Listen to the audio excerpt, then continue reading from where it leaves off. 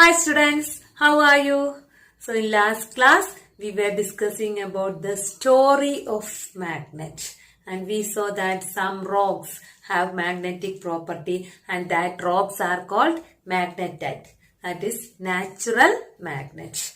Then nowadays we know we can make magnet, prepare magnet from iron, and that type of magnets are called man-made magnets. And we saw that man-made magnets are in different shapes like bar magnet, horseshoe magnet, ball-ended magnet, cylindrical magnet and all. Okay, and now I have a bar magnet with me and a list of so many things also.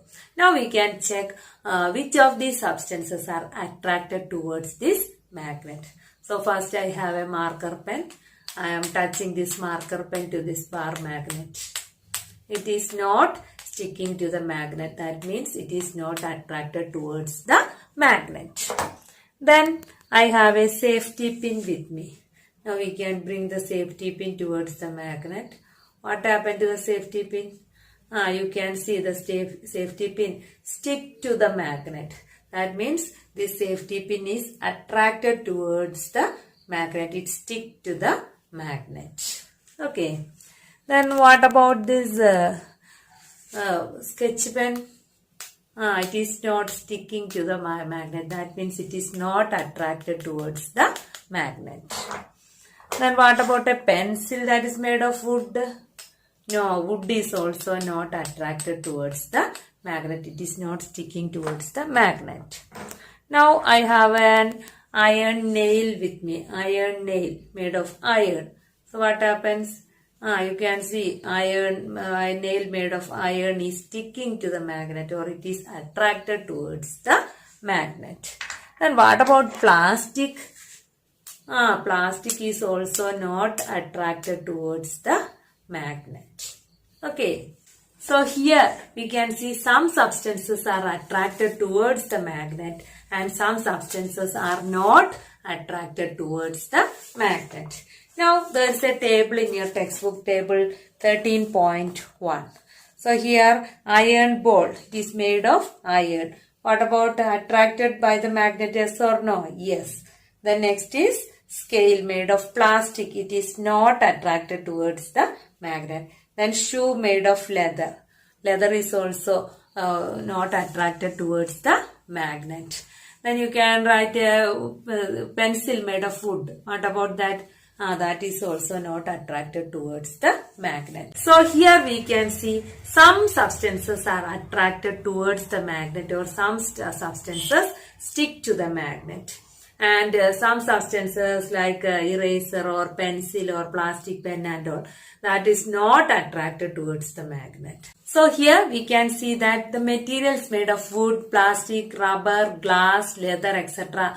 are not attracted to the magnet, but the materials like iron or nickel, cobalt, etc. Is attracted towards the magnet. So nickel and cobalt, that is a chemical element. Okay, so the materials that are attracted towards a magnet are called magnetic material. So the materials that are attracted towards the magnet are called magnetic materials. Example, iron, nickel, cobalt, etc. And the materials that are not attracted towards the magnet, that materials are called non-magnetic materials. So non-magnetic materials are not attracted towards a magnet. So example, glass, plastic, wood, leather, etc. Okay. Now we can do this activity 3 in our textbook. For doing activity 3 in your textbook, we can take some soil in a paper. Now I am going to rub a magnet in this soil. So this is a bar magnet and I am going to rub this magnet in the soil.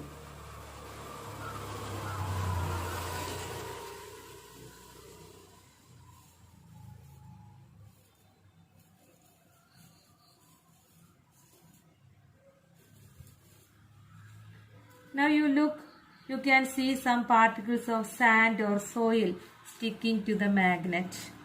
Now I am shaking it to remove the particles of sand or soil.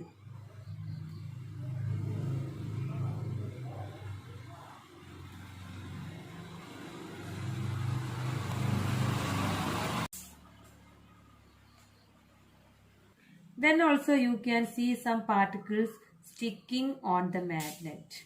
These are not sand or soil. These are small pieces of iron. You can see some small pieces of iron. And these small pieces of iron that is present in the soil are called iron filings. Now this is a horseshoe magnet. We can rub this horseshoe magnet in the soil.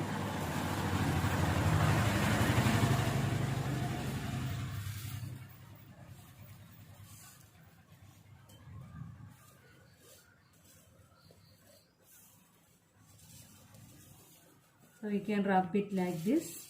So when we rub it, we can see small pieces of iron is present in the soil, and that small pieces of iron that is present in the soil are called iron filings, and we can see that these iron filings are sticking to the magnet. So this is a horseshoe magnet, and on this horseshoe magnet also you can see some small pieces of iron.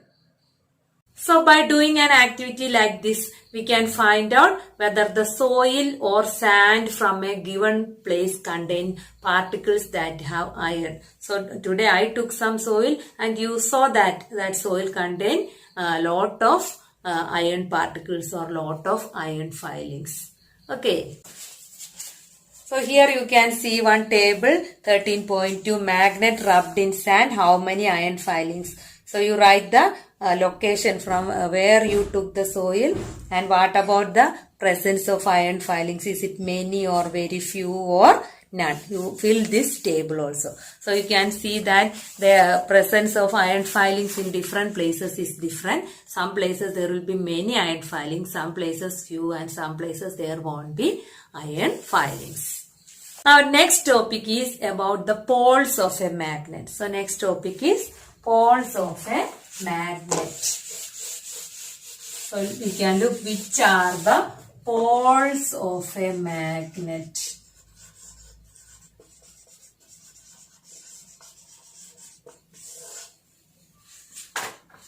Okay, so when we do that activity, did you observe anything special about the way the iron filings stick to the magnet? You look, where did it stick more? Did it stick equally on all parts of the magnet, all over the magnet, or did it stick in any particular area?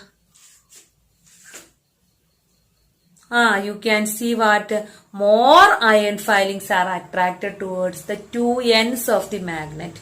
You can see more iron filings in this end, and you can see more iron filings in this end. Middle you can't see so many iron filings. So from this activity you can see that iron filings are attracted to the two ends of the magnet. Now we can remove all this and try to do it one or two times. But always we can see a pattern with which the iron filings get attracted. We can see a pattern like this. Iron filings are attracted towards the two ends of the magnet. Then what about a horseshoe magnet also? Here also you can see the iron filings are attracted to the two ends of the horseshoe magnet. It is not attracted towards the middle, it is attracted towards the two ends of the horseshoe magnet. So these are the two ends of the horseshoe magnet. So here always we can see that the iron filings are attracted more towards the region close to the two ends. So it is attracted more towards the two ends of the magnet. Okay. So these ends are called as the poles of a magnet. So we were discussing about the magnet. So the ends, we can see more iron filings are attracted towards the two ends of the magnet, and these two ends of the magnets are called as the poles of a magnet. Okay, so these ends are called as the poles of a magnet, or poles of a magnet are said to be near these ends. So a magnet has how many poles? A magnet has 2 poles. So today we were discussing about magnetic and non-magnetic materials. So magnetic materials means materials that are attracted towards magnet. Example, iron, nickel, cobalt. So here I have some safety pin with me. Now you look here, when I bring this magnet close to it itself, all these safety pins are attracted towards the magnet. Okay. Then the materials that are not attracted towards the magnet are called as non-magnetic materials. Example, wood, plastic, glass, etc. Okay. Then what we discussed? We discussed about the poles of a magnet. So we can see more iron filings are attracted to the 2 ends of a magnet. And the 2 ends of a magnet are called as poles of a magnet. So a magnet has 2 magnetic poles. Clear now? Okay, bye.